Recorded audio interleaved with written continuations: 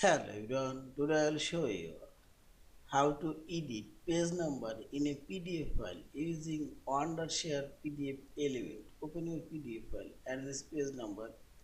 I'll edit this page number.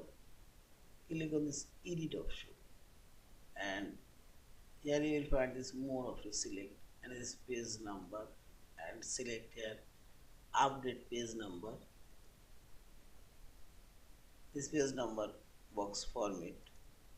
I'll make it 1 default and just first page.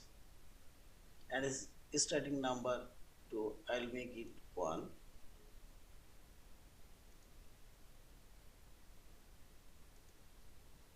Also I'll say this position and see this.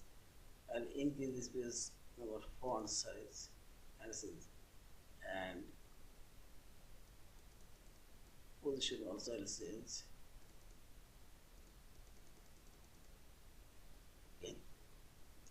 As color, I'll say this color, this one.